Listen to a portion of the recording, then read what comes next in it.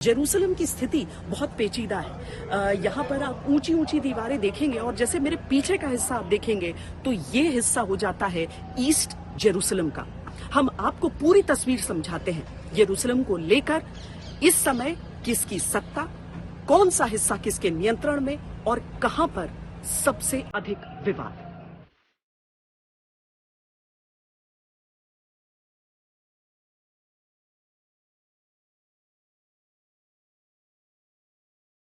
यरूशलेम की इन गलियों की तरह ही इस शहर की कहानी भी उलझी हुई है। कहीं यहूदियों की बस्ती, कहीं मुसलमानों का इलाका, कहीं ईसाइयों का कस्बा। हमास का दावा है कि वो यरूशलेम में मौजूद अल अक्सा की गरिमा की रक्षा के लिए लड़ रहा है। इजराइल का कहना है कि इस शहर का इतिहास यहूदियों से जुड़ा है और उस इतिहास को आखिरी दम तक बचाने की कोशिश करेगा।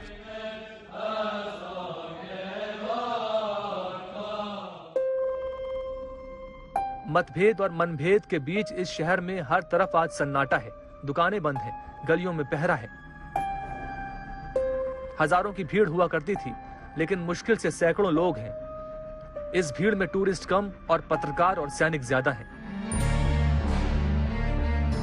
इस शहर को समझने के लिए आपको समझना होगा इस शहर के नक्शे को। आज यरूशलेम अलग अलग धर्मों के लोगों के बीच विभाजन और संघर्ष की वजह से सुर्खियों में है, लेकिन इस शहर का इतिहास इन लोगों को आपस में जोड़ता भी है। मेरे पीछे फेंस के परे जो आप हिस्सा देख रहे हैं वो फिलिस्तीन का हिस्सा है। फिलिस्तीन का शहर रामल्ला, रामल्ला यानी कि उनका जो डिफैक्टो कैपिटल है वो है। कोई भी इजरायली या इजरायली पासपोर्ट के साथ उस हिस्से में जाने से प्रतिबंधित है, ऐसा कहा जाता है।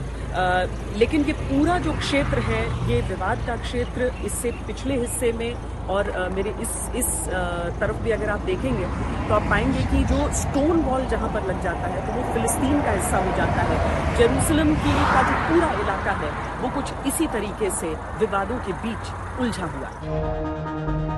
इस शहर को 4 हिस्सों में बांटा गया है। ईसाइयों का अपना इलाका है, यहूदियों का इलाका अपना है, आर्मेनियाई लोगों का अपना और मुसलमानों का अपना।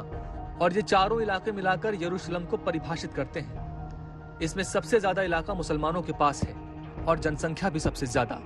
इसके बाद ईसाइयों के पास, फिर यहूदियों के और सबसे कम आर्मेनियाई लोगों के पास। हर इलाके की अपनी आबादी है।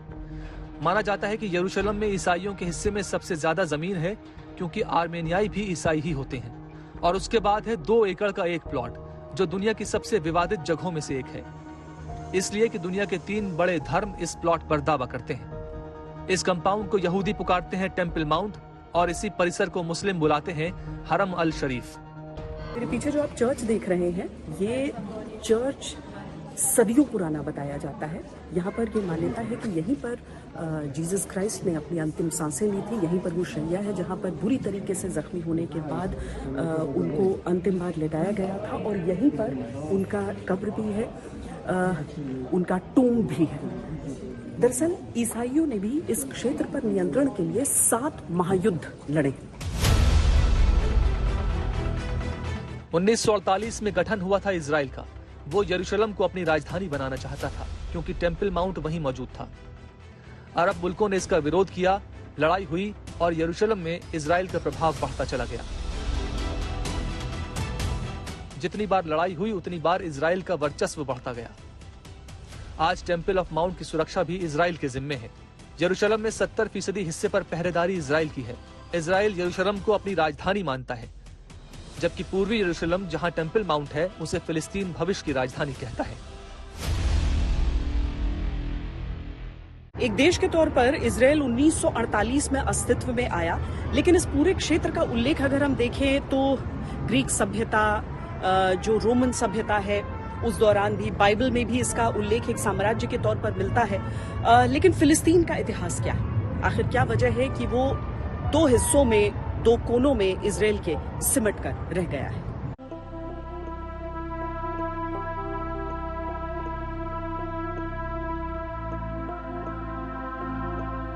फिलिस्तीन की कहानी शुरू होती है वहां से जब इजराइल नाम का कोई देश था ही नहीं। ऑटोमन यानी उस्मानिया साम्राज्य था, जिसके अंदर फिलिस्तीन हुआ करता था। ये अरब लोगों का स्थान था। यहूदी यहाँ से भगाए जा चुके थे। ब्रिटिश एम्पायर ने जब ऑटोमन साम्राज्य को हराया, तब यहूदियों को वापस लौटने का आह्वान किया गया और यहूदी वापस आने लगे। यहूदियों की संख्या बढ़ी तो यूनाइटेड नेशंस के जरिए बंटवारा हो गया। बंटवारे के समय फिलिस्तीन को 48% जमीन दी गई, इजराइल को 44% जमीन दी गई। जेरूसलम यूएनओ के पास रह गया। 1948, 1956, 1967, 1973 और 1982 में इजराइल और फिलिस्तीन में लड़ाइयां हुई। हर बार इजराइल फिलिस्तीन पर भारी पड़ा और फिलिस्तीन अपनी जमीन खोता चला गया। अब फिलिस्तीन मात्र 12% जमीन पर सिमट चुका है। आज फिलिस्तीन का बचा हुआ जमीन का हिस्सा भी 2 टुकड़ों में बढ़ चुका है, पहला वेस्ट बैंक और दूसरा गाजा पट्टी। हमास ने फिलिस्तीन की राजनीतिक पार्टी फतह को हराकर 2006 में गाजा पट्टी पर कब्जा जमाया था। इजराइल पर 7 अक्टूबर को हजारों रॉकेट से जो हमले हुए वो इसी गाजा पट्टी से हुए। इजराइल की सेना अब गाजा पट्टी में अपना अभियान चला रही है और चुन चुन कर हमास का खात्मा कर रही है। फिलिस्तीनी अधिकांश तौर पर 2 हिस्सों में रहते हैं। एक गाजा पट्टी, जहां पर इस समय हमास को खत्म करने के लिए आक्रमण चल रहा है, और दूसरा वो जगह जहां पर इस समय मैं मौजूद हूं। लेकिन इन दोनों जगहों के व्यवहार में इस समय इतना ज्यादा परिवर्तन, इतना ज्यादा भेद आप क्यों देख रहे हैं, ये समझना भी इस विवाद को पूरी तरह समझने के लिए जरूरी हो जाता है।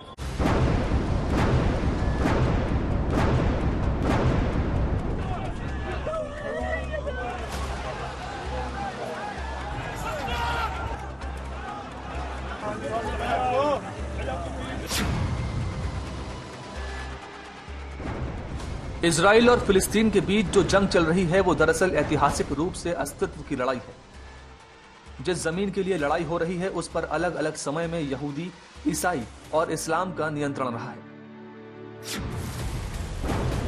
ये अलग बात है कि समय के साथ इन सभी में लड़ाई की भावना बढ़ती गई और आज स्थिति ये है कि फिलिस्तीन अपने पड़ोस में इजराइल नहीं चाहता और इजराइल अपने पड़ोस में फिलिस्तीन।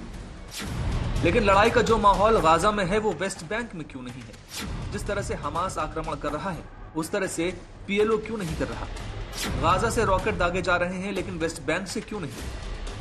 दरअसल फिलिस्तीन का कुल क्षेत्रफल 6020 वर्ग किलोमीटर है। गाजा पट्टी और वेस्ट बैंक ऐसे क्षेत्र हैं जो ब्रिटिश मैंडेट पैलेस्टीन का हिस्सा रहे, लेकिन 1967 में 6 डे वॉर जीतने के बाद ये इजराइल के कब्जे में आ गए।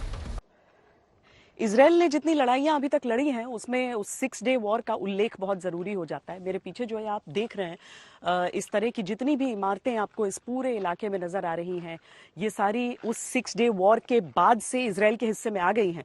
पहले यहाँ पर इन्हीं बैरक्स में जॉर्डन के सैनिक रहा करते थे। कभी जॉर्डन के सैनिक रहते थे यहाँ पर। आज आप इस पे अलग अलग तरह की ग्राफिटी जरूर देख लेंगे, लेकिन ये पूरी तरीके से खाली है, अबैंडन्ड है, और ये जो पूरा जमीन का क्षेत्र है वो इजराइल के हिस्से में है।